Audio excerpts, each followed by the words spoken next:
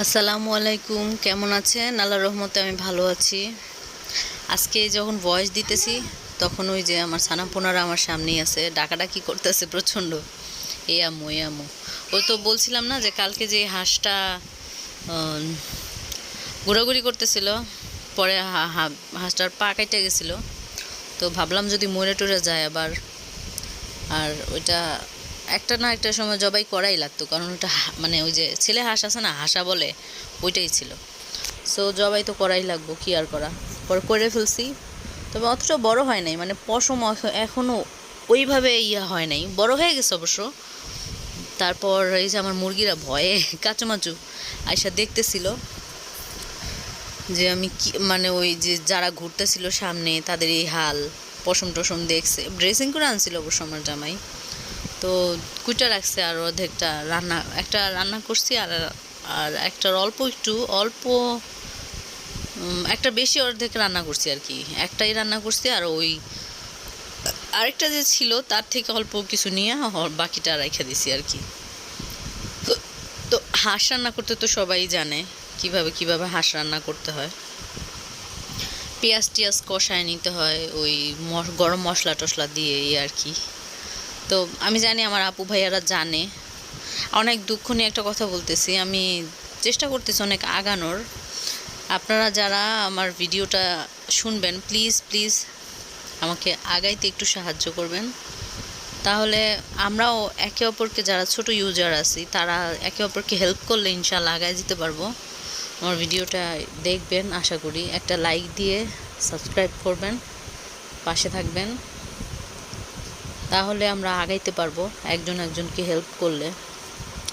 যাই হোক, ওই হাঁস রান্না তো সবাই জানে, আর নতুন করে কি বলবো।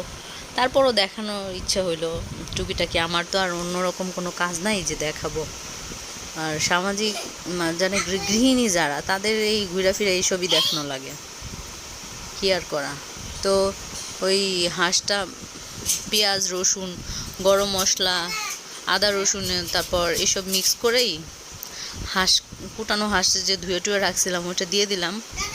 তারপর কষাইতে থাকবো। পানি বের হয়েছিল অনেক, কেন বের হয়েছে জানি না, হয়তো বা ধোয়ার পর আরও ছাকা উচিত ছিল না কি জানি না। পানি তো এক সময় দেয়াই লাগতো, তাই না?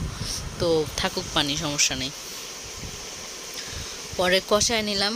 আলু বেশি দিয়ে ফেলছিলাম, আলু আসলে ভালো লাগে দিতে, যদিও এখন বেশি একটা আলু খেতে পারবো না আমি, তারপরও দিছি। আর আপনারা মনে করবেন কি যে আমাদের ওয়াশার পানি নাকি, কে জানে। আসলে না, ওইরকম কিছুই না। মোটরে পানি ছিল না তো আমাদের, মানে কি বলবো আর, আমরা জয়েন্ট ফ্যামিলির মতোই মোটামুটি, সবাই আলাদাই থাকি, কিন্তু ওই যে কিছু কিছু জিনিস এখনও, যেমন মোটর এসব আলাদা হয় নাই, সবাই একসাথে ইউজ করে।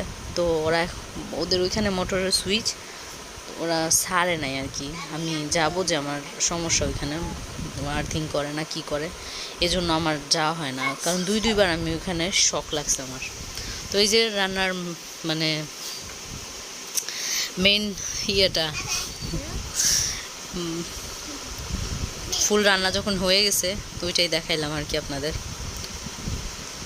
একটু কালো হয়েছে কারণ আমি ওই যে লাল মরিচটা আনতে বলছিলাম আমার জামাইকে, উনি আনে নাই, গুঁড়া মরিচটা আর কি। তো দুপুরবেলা খাওয়া দাওয়া শেষ করে দুপুরবেলা আমি আমার ওই যে বাগানটার ওইখানে গিয়ে বসছিলাম। দুপুরে বলতে কি 3:30টার পরে। তো ঘুম আসতেছিল না, অনেক কষ্ট লাগতেছিল শরীরে, বিভিন্ন রকম, শুইতে গেলেই বিভিন্ন কষ্ট শুরু হয় আর কি। তো খারাপ লাগতেছিল, গেছি আর দেখি যে একটা আম পইড়া আছে। খুবই ভাল লাগছে যে আমার মেয়েটা আম, মানে কাঁচা আম খেতে খুব পছন্দ করে। ভাবলাম ও সামনেই আছে, হাসতেছে। ভালো থাকবেন, দোয়া করবেন আমার।